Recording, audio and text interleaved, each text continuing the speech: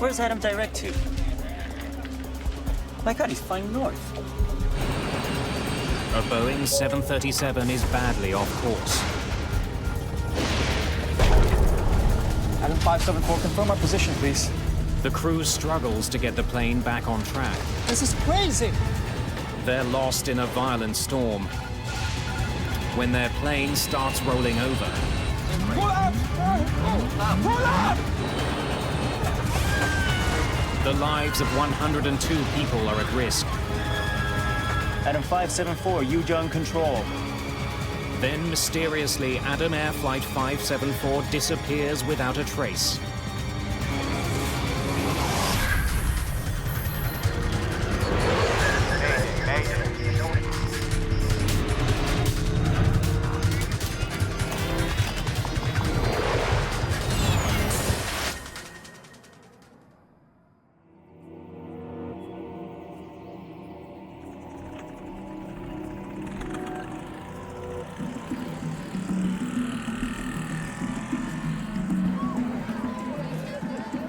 January the 1st, 2007, Suribaya, Indonesia.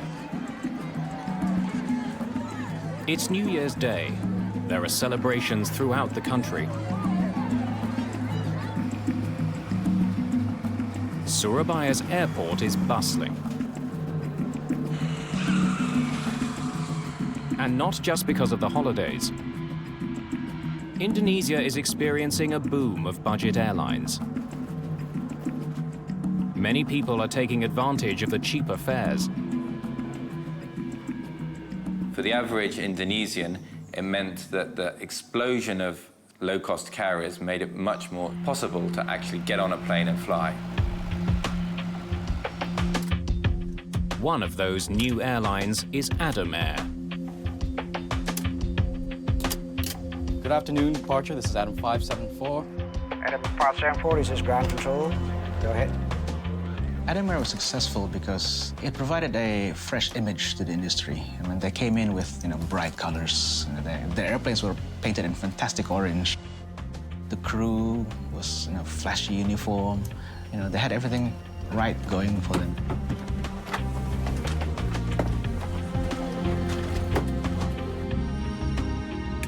Captain Refri Widodo has been flying with Adam Air for 6 months. Today, he's in command of Flight 574, a short domestic flight. His co-pilot, Yoga Susanto, has been with the airline for almost a year and a half. Before the discount travel boom, many passengers wouldn't have been able to afford this flight. More and more people were able to fly, could afford the tickets, and they didn't care too much about the services offered simply because they just were intent on getting from point A to point B as cheaply as possible.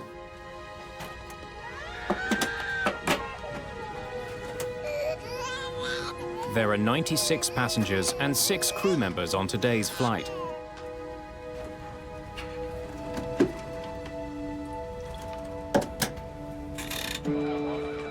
Controllers at the airport are busy juggling planes. Okay, Adam 574 is clear for takeoff. 80 knots. Check. V1. Rotate.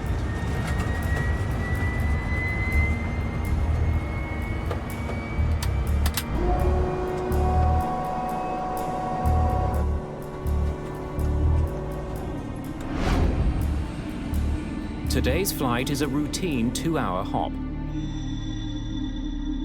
From Suribaya on the island of Java to Manado on the island of Sulawesi, almost 1,700 kilometers northeast. It's the beginning of the rainy season. Weather is unpredictable. Forecasters are expecting fierce storms. Captain Widodo is aware that there may be bad weather ahead.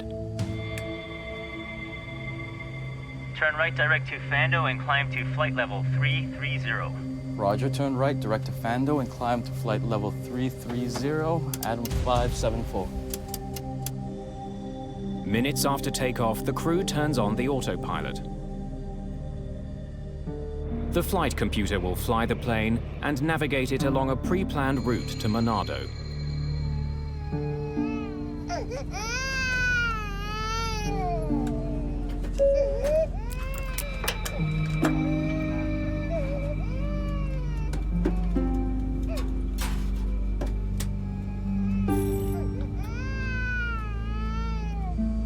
Now passing flight level 220, climbing to flight level 330. Roger, Adam 574, track direct to Diola. Confirmed. Tracking direct to Diola, Adam 574. 22,000 feet below, air traffic controllers track the flight's progress on radar and confirm that it's on course. The plane is beginning to experience some turbulence.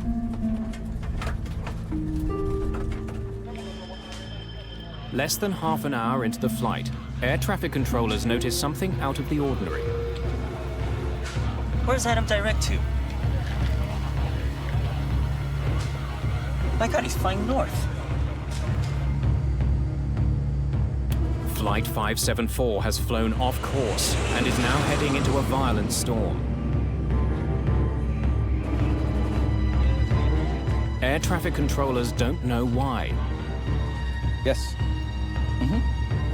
On board the plane, the pilots try to understand how far they have drifted off course. The IRS. 28 is the difference. And try to fix the problem with the computerized system that handles navigation.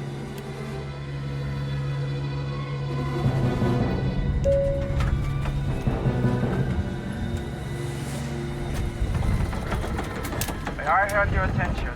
This is your captain speaking. We are about to experience some turbulence. Could all the passengers return to their seats? Controllers on the ground try to get Flight 574 back on course, giving them directions to their next assigned waypoint called Diola. Adam Air 574, maintain 350, direct to Diola. Confirmed, flight level 350, direct to Diola, Adam 574.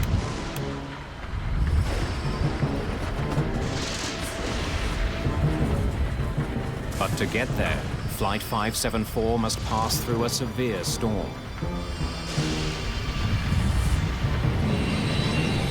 "137-kilometre-an-hour winds beat on the plane's hull. It's pounded by hail and rain.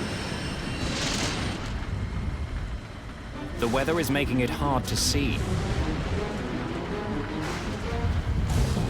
The crew is not just concerned with the weather. They're still also trying to understand the problem with the plane's navigation system. This is messed up. Getting lost over the ocean is everyone's worry, because when you lose your navigational instruments or you lose trust of your navigational instruments, what do? Co-pilot Susanto consults the aircraft's handbook. It's starting to fly like a bamboo ship. Captain Widodo doesn't know where he is. He needs directions. Confirm our position. Adam 574, confirm our position, please.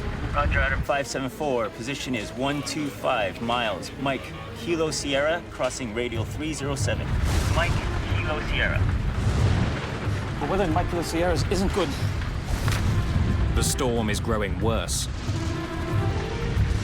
This is crazy. We're going to get lost if it stays like this. Captain Widodo wants to take over navigation of the plane from the flight computer. Okay, put the IRS in attitude.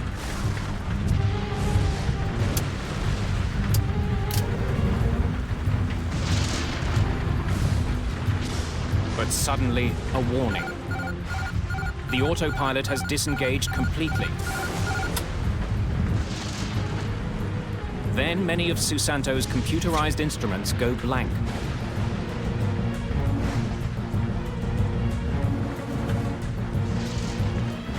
The crew doesn't notice that their plane is rolling over.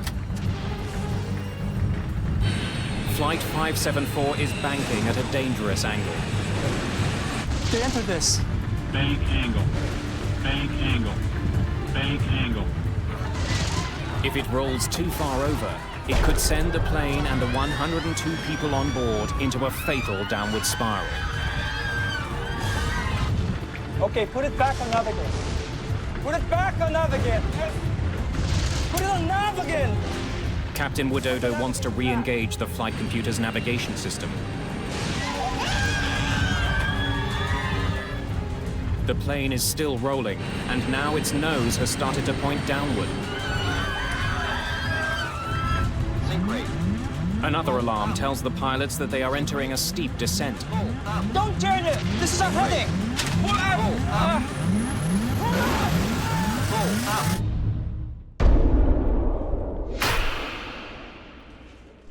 Adam 574, Yujun control. Adam 574, Yujun control. Adam 574, radar service terminated. Please contact Yujun control at 128.1. Inexplicably, Flight 574 has disappeared. News of Adam Air Flight 574's disappearance spreads quickly. The Indonesian government starts mobilizing search and rescue teams to find it. First Air Marshal Edi Suyanto will coordinate the search and rescue. Pada tanggal 1 Januari 2007. On the 1st of January 2007, I received a verbal notification from the Vice Assistant Operation Head of Air Force that Adam Air had not landed in Manado. Belum mendarat di Manado. Indonesia's National Transportation Safety Committee, or NTSC, is also notified. The NTSC is responsible for finding out what went wrong in any plane crash. Franz Wieners is in charge of investigating Adam Air 574. The first steps that we take when there was an accident or serious incident, we will find all the resources that we have and get the team together before we dispatch to the area. Working with air traffic control, the searchers try to pinpoint the last recorded location of Flight 574. Mendapatkan laporan juga bahwa I received the report that Adam Air was lost from the radar in the Majin Sea. Laut Majeni. The plane was last detected by radar as it was crossing the sea, about halfway through its intended journey. Okay, so right around here. But the plane could have flown hundreds of kilometers after that signal was received. It's impossible to pinpoint the exact location. When the aircraft went missing, it was a bit of a shock for everybody because in this day and age, nobody expects an aircraft to go missing. Without a specific location, searchers try to figure out how large an area to scan. Since they know how much fuel was on board, investigators can calculate how far the plane could have flown since it was last detected. If this is their last radar hit, they didn't have enough fuel to fly any further than this. More than 3,000 people are sent out to look for the plane. The Indonesians are joined by a US Navy vessel. But the area they have to search is the size of Ireland. The teams don't even know whether to look on land or on water. And as long as there was no definitive word, hope remained. 12 hours pass without any confirmed sightings. And then friends and relatives' hopes are raised with news that survivors have been found. Dari pertemuan dengan Bapak Gubernur A new report came in saying that they had found the Adam Air wreckage in the mountainous area of Polowali, with 100 victims and 12 survivors still alive. dan 12 yang masih hidup. Rescue teams hurry to the island of Sulawesi, hoping to return survivors to their families. They also hope to discover what went wrong on board the plane. When news broke that some people might have survived the crash, the already incredibly stressed and emotional families of the survivors thought, whoa, maybe there is a chance. Maybe my wife, cousin, husband, brother has survived.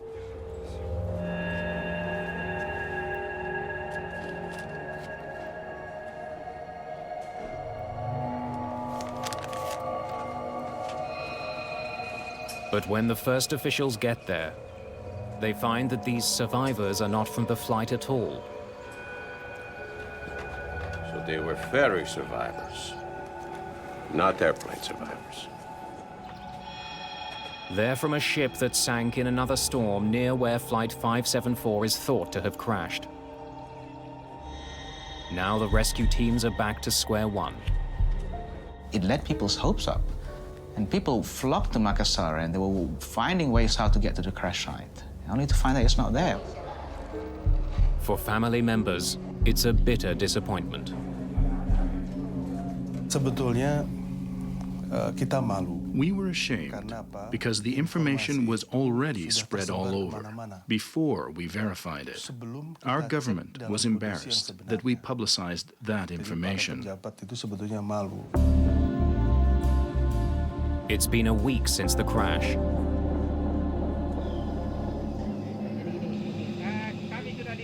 With each passing day, the chance of finding any survivors grows smaller. There was still no clear picture of exactly where the plane had crashed and how it had gone down and why it had gone down. Wieners needs to locate the wreckage as soon as possible. Most of all, he needs the 2 black boxes that record conversations in the cockpit and flight data. There are beacons attached to the boxes, but they only have a 30-day battery life. 9 days after the crash of Adam Air Flight 574, a fisherman finds what he thinks might be part of an airplane, 300 meters off the coast of Sulawesi. The piece is taken to an Indonesian Air Force base for analysis. Franz Wieners quickly identifies that it is part of a Wright elevator. He examines it to see if it belongs to Adam Air Flight 574. We checked with the serial numbers, we checked with the part numbers. The numbers match. So we are definitely sure that it is from the aircraft. The finding confirms that Flight 574 crashed at sea. The team can now narrow down its search to the area where the elevator was found. Since the accident involves an American-made plane, the US National Transportation Safety Board joins the investigation. And they send structural engineer Clint Cruikshanks to Indonesia. We started working with the NTSC to look at radar data, air traffic transmissions, weather data, trying to bring all that information together to find the airplane. The water that investigators plan to search for wreckage is 6,500 feet deep, much too deep to send down divers. It was quite deep water, deeper than we're normally used to recovering airplanes from. The Indonesian government wants Adam Air to pay for the salvage operation. Investigators meet with representatives of the airline. It is going to be expensive. We need to hire contractors to go down that far. Adam Air felt that its responsibility only went so far. The government and most of public opinion believed that Adam Air's responsibility was actually almost total, because they were the owners of the airline. The airline refuses to pay for the salvage, triggering a lengthy negotiation. This is not good news for Franz Wieners. Unless someone puts up the money to search the seabed for wreckage, the mystery of Flight 574 will not be solved. It is also a blow to the families of the victims. The families obviously wanted to know what had happened to their loved ones, and they did want the government and Adam Air to combine to get the flight data recorders out of the water. As the investigation stalls, public anger grows. People were becoming more and more critical of Adam Air and the way it was being run. But then, after 7 months of negotiating, This is good news. Thank you. Adam Air agrees to help pay for the salvage. Phoenix International, an American company specializing in deep-water salvage, starts the operation on August the 24th.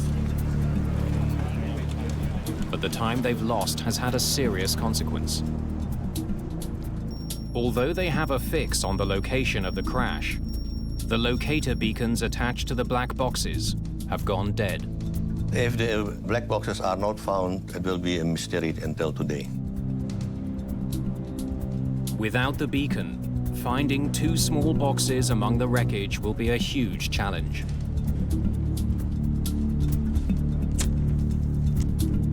To make matters worse, Adam Air has only put up enough money for 1 week of searching.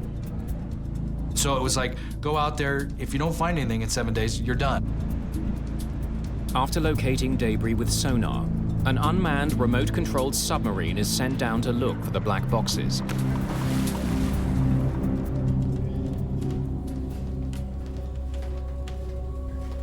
All right, how we doing?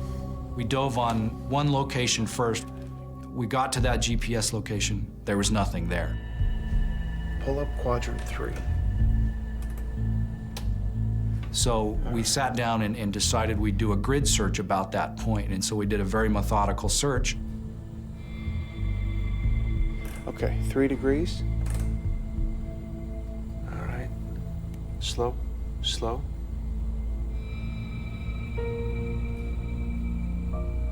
We're coming up on something.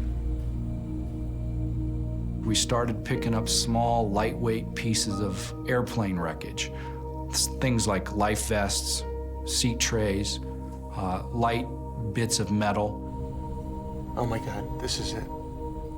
Investigators get their first look at the wreckage. This plane is ripped apart. The state of the wreckage illustrates just how violent this plane crash was. The little pieces of wreckage didn't tell us anything about the cause of the crash. They did tell us, however, that the airplane hit the water at a very high rate of speed. This was the most fragmented airplane that I have ever seen. Only 2 days into the operation, Cruikshank spots something. All right, stop. Rotate back 5 degrees. I noticed on the left side of the video screen something that appeared to be orange, and I instructed the ROV operator to take a closer look at it. That's it. That's it. Okay. Once we got over there, we realized that, yeah, this in fact was the FDR. The plane's flight data recorder has been found.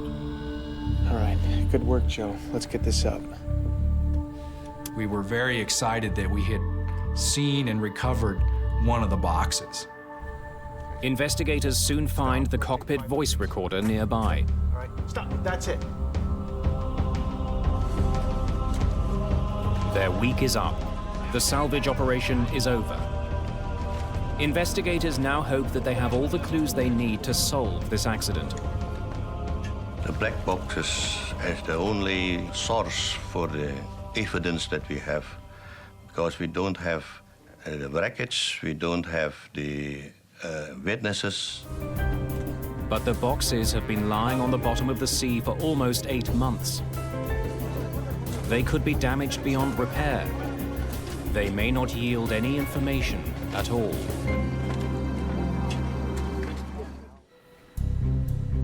The black boxes from Adam Air Flight 574 are taken to the National Transportation Safety Board in Washington, D.C. Investigators think the labs there are the best bet at salvaging any possible information. If an FDR is found in salt water, it needs to be washed in fresh water and then contained in water the entire time until it makes it to our lab. Salt and air together create a chemical reaction that results in rust. The rust can damage the electronic components in the recorders. Keeping them submerged in fresh water delays that reaction. The The importance of having the data depends on the circumstances of the accident. If you're able to recover wreckage in other parts to investigate, then you don't necessarily need to rely on the data. For this particular accident, since the wreckage was going to stay at the bottom of the ocean, it was essential that we had data from the recorders. Franz Wieners also makes the trip to the United States.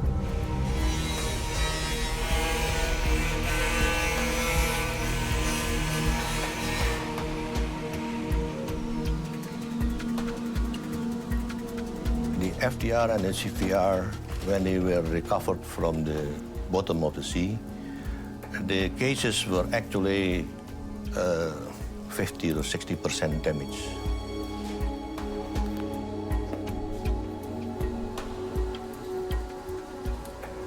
We thought there might be an issue in recovering the data. It wasn't as damaged as many others we've seen, so we were fairly confident if there was data recorded, we would be able to get the data off of it. Technicians begin the painstaking process of retrieving the information. The job is a multinational effort. The Australian Transport Safety Bureau was requested to assist. We have an excellent relationship with the NTSB folk, and so our flight recorder specialist went to the United States and worked alongside the NTSB. The electronic components containing the data are carefully removed and dried.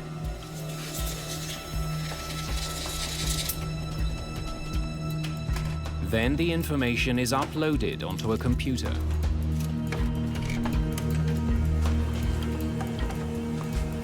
As the delicate procedure of recovering the data from both recorders progresses, investigators are aware that they have an additional concern. As you can tell, one problem that we ran up against in this investigation is the maintenance records indicated that the flight data recorder was written up as being inoperable in the weeks prior to the crash. We were concerned with that in that if we found the FDR, it may not have recorded anything.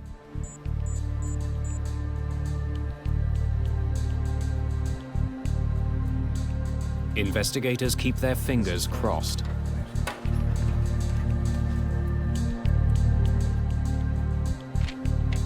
we've got it all. It's all there.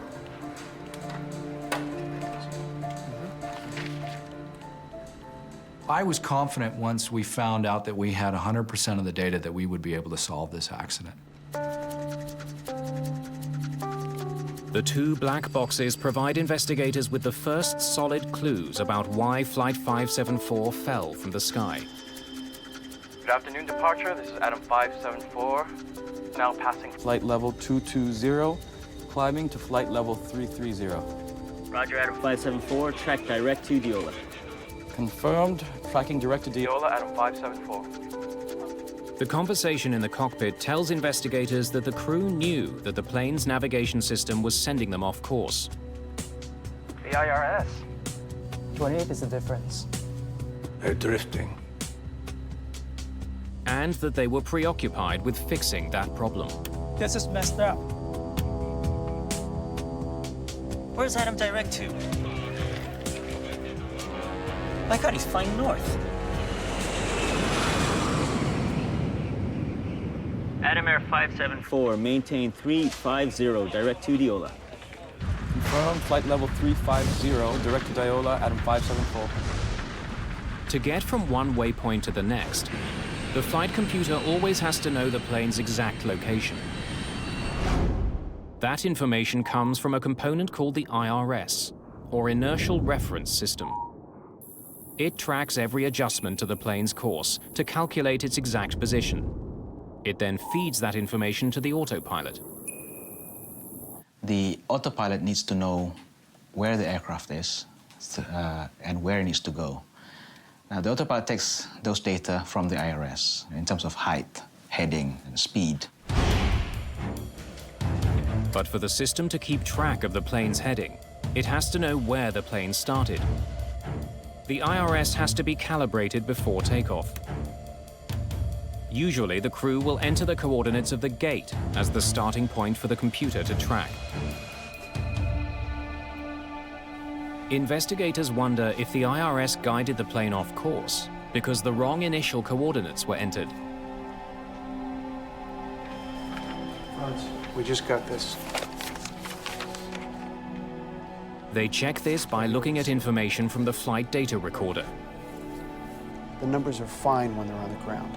Yes. The data confirms the IRS was calibrated before Adam Air Flight 574 took off. This is where it begins.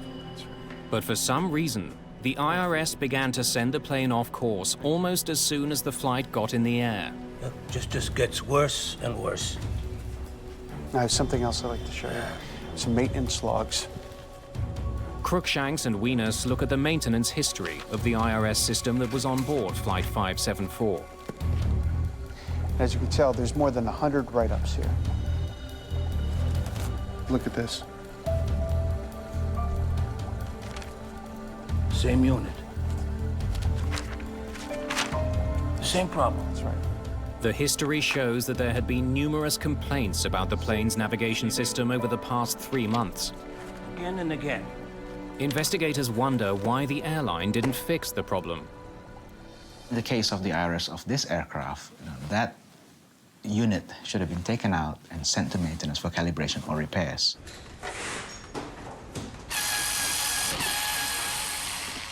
Investigators discover that when pilots complained about a faulty IRS unit, the airline didn't fix it properly. They would either swap it with a unit from another plane, or often they would only do a basic cleaning of the malfunctioning unit.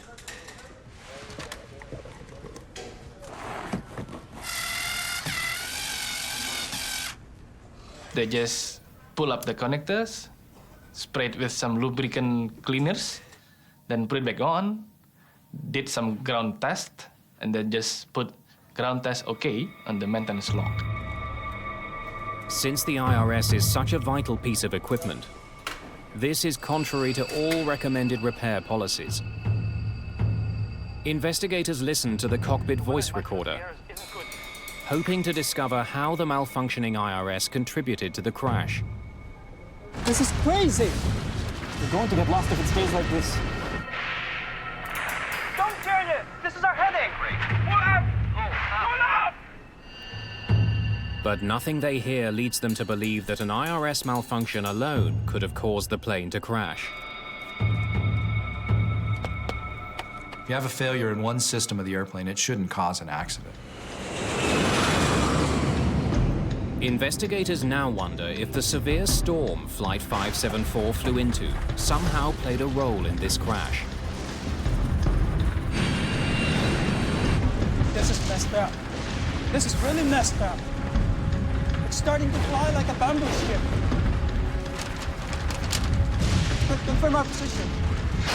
Weather is a well-known cause of airline accidents. It can wreak havoc with the airplane and disorient pilots. In 1977, a Southern Airways DC-9 flew into a violent storm near New Hope, Georgia. Our left engine just cut out. Hail clogged the engines. They tore themselves apart. Got the other engine going too. Brace for impact! The plane slammed into the small town, and 72 people were killed. In order to determine if weather was a factor in the Adam Air crash, investigators need a more complete picture of what happened on board the flight. They want to know everything the crew did and said from the time they discovered that they were off course to the time they hit the water. To do this, they combine the data from the two black boxes to create a computer simulation of the flight. That gave us very close to the possibility of what really happened with the aircraft.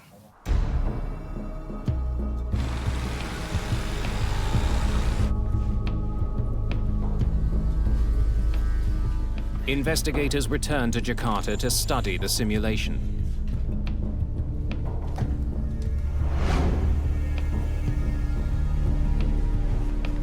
The weather in my Kilo Sierras isn't good. This is crazy! We're going to get lost if it stays like this. They can see that throughout most of the flight, the computer was navigating the plane. But since the flight computer was sending the plane off course, the captain decided to navigate the plane himself. Okay, put the IRS in attitude. Co-pilot Susanto switched the navigation system to a mode that would keep the plane flying straight and level. Captain Widodo could now change his course. This is where they switch from nav to attitude. Switching from one mode to the other forces some computerized gauges to temporarily go blank while they reset. One is the ADI, or Artificial Horizon, which tells the crew if the plane is flying level. ADI goes off and stays off. There was also another much more serious consequence to the switch. That's where the plane starts its right roll. The autopilot disengaged when they consciously selected from the nav mode to the attitude mode, and then the aircraft commenced an almost imperceptible roll to the right of around about 1 degree per second. The captain missed a crucial step when he switched his flight computer from one mode to the other. Quick reference handbook, please. He should have flown his plane straight and level while the computer adjusted to the new setting. Maintain straight and level, constant airspeed flight until attitude displays recover. Approximately 30 seconds. It's in the manual. Any pilot who is trained and qualified on the Boeing 737-400 is regarded to have a sufficient knowledge that whenever they switch the nav mode to attitude, they have to maintain wings level for 30 seconds. But neither of the pilots did that. It's an oversight with grave consequences. Without that step, the autopilot disengages completely. The flight computer did send out a warning when that happened, but the warning was ignored. The crew didn't seem to notice that the autopilot was no longer flying the plane. And it only took seconds for that to become a very serious problem. The data tells investigators that this plane had a natural tendency to roll to the right. Old planes, like old cars, don't always go straight. Throughout the flight, the autopilot compensated for that by raising the aileron on the plane's left wing. An aileron is a movable flap on the wing that controls how much the plane rolls to the left and right. But once the autopilot disengaged, it stopped compensating and the ailerons went back to a neutral position.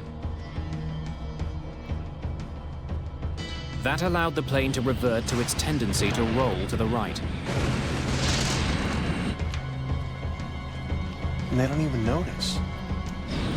At this point, the plane was rolling at a rate of 1 degree per second. Focused on their faulty navigation system, and with thick clouds obscuring the horizon, the pilots had no idea that their plane was dipping. It's not uncommon for pilots to get disoriented in this way. Your body will start to fool you.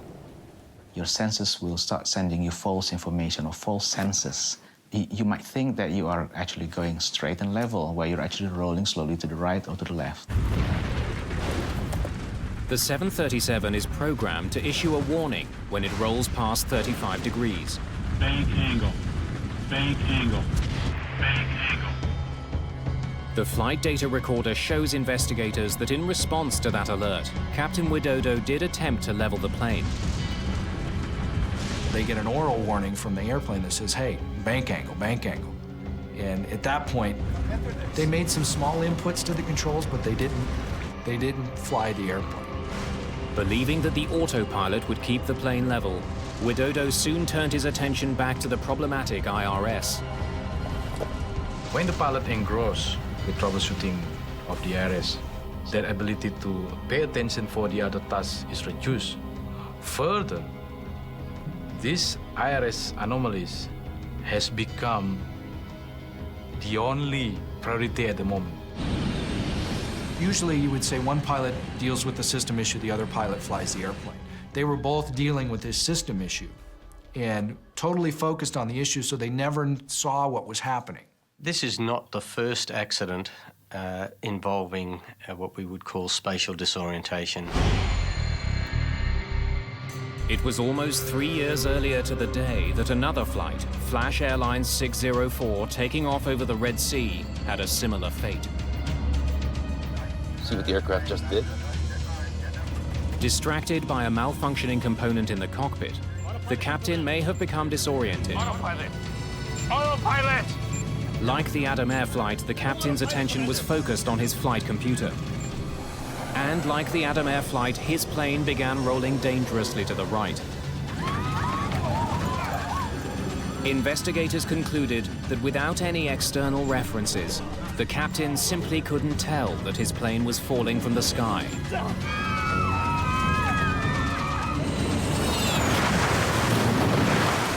Tragically, just because there is an inertial reference system failure, or let's say in another accident there might be an engine failure, does not mean that an aircraft has to crash. It's 60 degrees now and there's no attempt at a recovery. Don't turn it! This is our heading! Pull out! Pull out!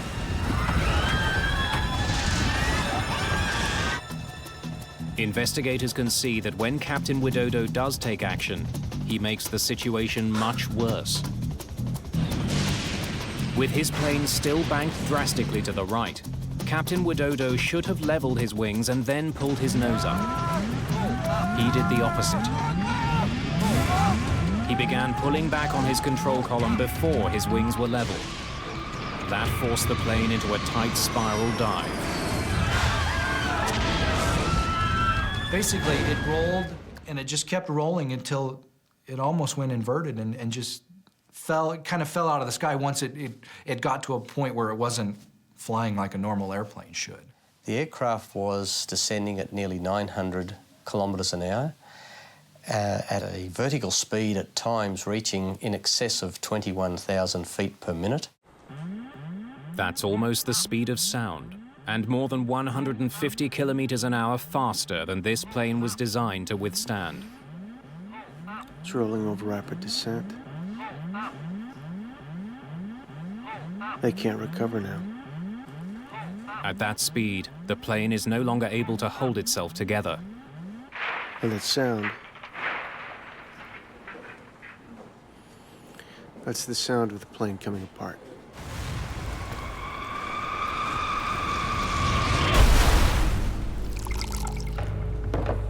The black boxes have revealed how Flight 574 crashed. But they also raise crucial questions. It's just one error after another.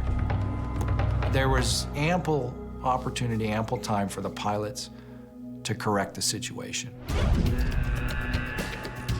The investigators have come to a disturbing conclusion. The only mechanical failure was with the plane's navigation system. And that shouldn't have caused the crash. The more significant failures were human. Okay, put the IRS in attitude. But why should qualified pilots make these disastrous mistakes? Don't turn it! This is our heading! To find these answers, investigators must look at the airline itself. This one accident will raise serious questions about Indonesia's entire aviation industry.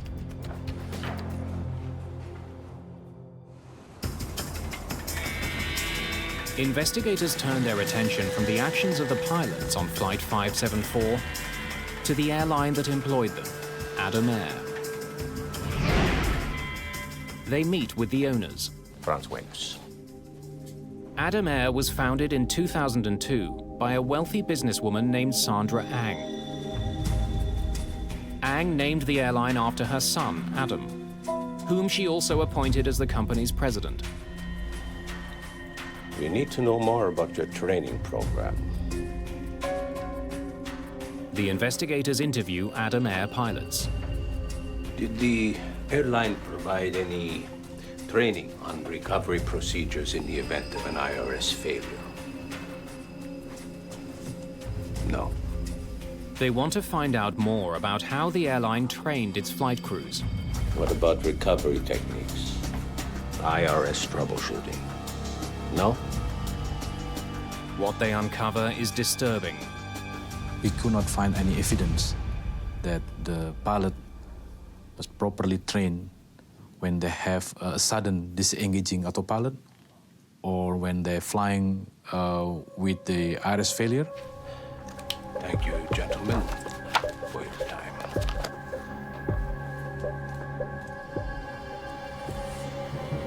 As they dig deeper, investigators find an airline plagued with safety issues. 11 months before the Adam Air crash, in February 2006, another Adam Air plane, Flight 782, flew off course the same way as Flight 574. That crew was also getting faulty navigation data.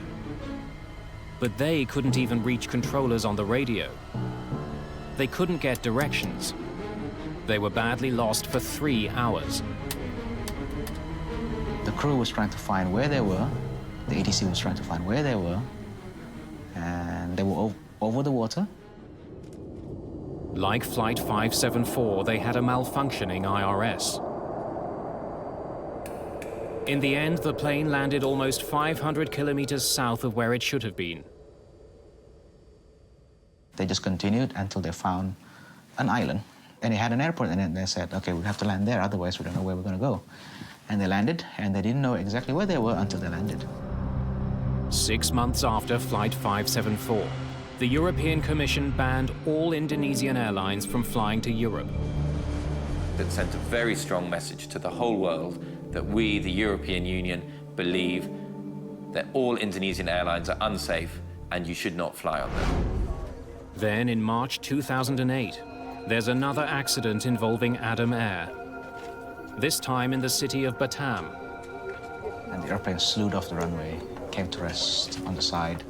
The evacuation was a bit strange.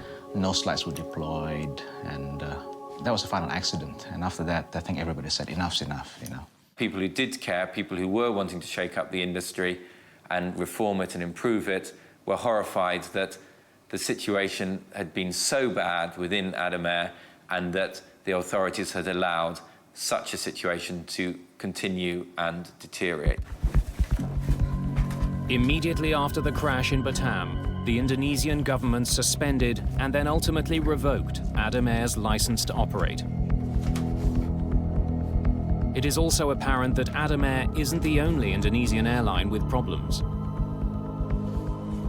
Prior to the Adam Air crash, Indonesia experienced a bad crash about every year to 18 months. Many of those accidents involved the discount carriers that the government had allowed to thrive. More than 50 such airlines were in operation at the time of the Adam Air crash. The problem, though, was that this expansion occurred in a way that was not properly monitored, not properly regulated by the government. Thousands and thousands of people are being employed to work for airlines when they just don't have the experience to do so and are not being adequately trained, as the investigation report into the Adam Air crash demonstrated. Indonesia's poor safety record forces the government to take steps to improve airline safety throughout the country. It begins rating airlines on safety and grounds those that don't comply. There have been fewer fatal incidents since the reforms.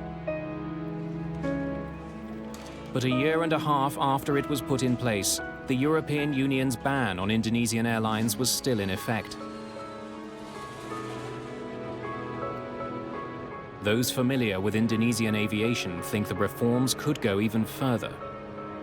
So that we have no more Adam Airs, we have no more companies that cut costs too much and gives all these extra risks to the public, because that's not what the public should receive. The public should receive a reliable and safe means of air transportation.